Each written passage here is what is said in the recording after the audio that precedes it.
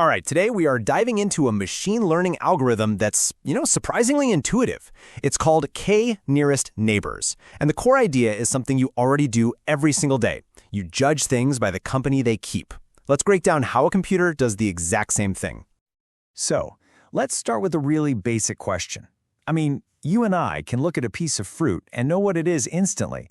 But how in the world do you teach a machine to do that? How does it look at data, like weight and sweetness, and decide if it's looking at an apple or an orange? You might be thinking, it's got to be some super complex, mind-bending formula, right? Some deep, abstract logic about the nature of fruitness? But actually, the fundamental concept behind K-nearest neighbors is almost, shockingly simple. That's it. That's the big secret right there. To figure out what an unknown thing is, the algorithm just looks at the data points that are most similar to it, its so-called neighbors, and then it just takes a vote. It's literally the digital version of turning to your friends and saying, "Hey, what do you guys think?" Okay, so let's make this real. We're going to tackle a classic problem, classifying a mystery fruit. We'll call it fruit X. We've got some data on it, but we have no idea what it is. Our job is to use what the machine already knows to make a pretty good guess. So first things first, we need a frame of reference.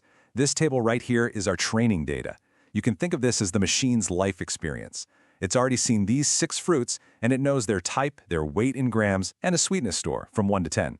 As you can see, it's a mix of apples and oranges with different stats. And here's our challenger, fruit X. It weighs 145 grams and has a sweetness score of 7. Now, just by glancing at the data, it's not super obvious where it fits, is it? Is it more like an apple, or is it an orange? To find out, we've got to ask its neighbors. So how do we actually find the answer? This brings us to the KNN process itself. Let's walk through, step by step, exactly how the algorithm is going to classify our mystery fruit. Here is the entire game plan in 4 simple steps. First, we have to decide how many neighbors we're going to ask. That's our K. Then, the machine calculates the distance from our new fruit to every single fruit it already knows. After that, it just picks the closest K fruits, and finally, it lets them vote. See? Simple.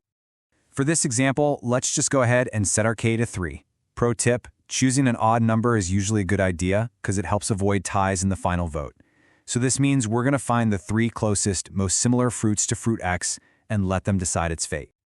Okay, now the machine does the number crunching. It calculates something called Euclidean distance. It's just a fancy term for the straight-line distance between 2 points, based on our features, in this case, weight and sweetness. All you need to know is this: a smaller distance number means the fruits are more alike. So after all those calculations are done, the algorithm just sorts the results from smallest distance to largest. And there we have it. The 3 closest neighbors to our fruit X are fruit number 1 and fruit number 2, both apples, and fruit number 4, which is an orange. We now have our little committee of voters. And finally, the moment of truth, the vote. Among our 3 closest neighbors, we've got 2 votes for apple and just 1 single vote for orange.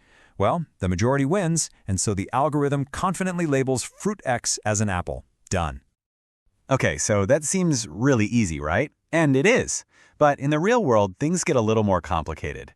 There are a few really critical rules and, potential traps you have to watch out for to make KNN actually work well.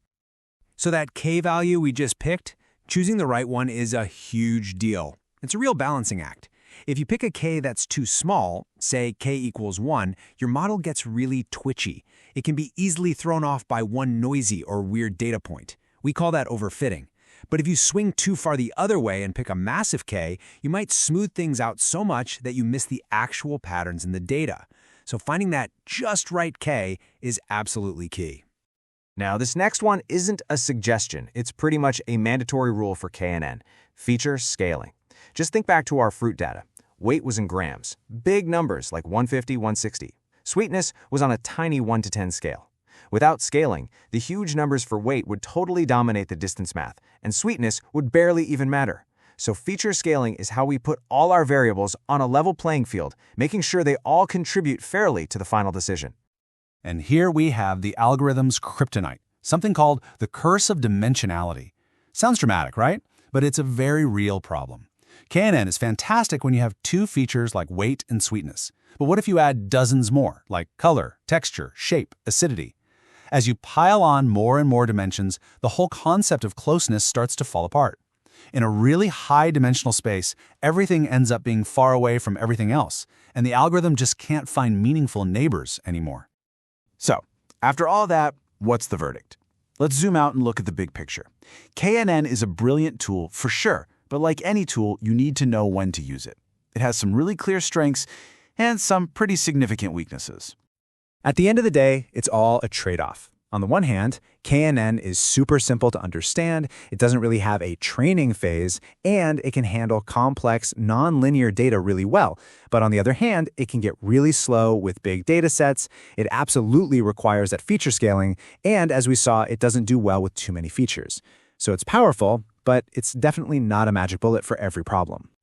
And that's K-nearest neighbors, a beautifully simple concept, just ask the neighbors, that secretly powers all sorts of things, from the movie recommendations you get to complex image recognition. It really leaves you with a final thought, doesn't it? If we can classify a fruit this easily, what other complex decisions out there could be solved just by looking at what's closest?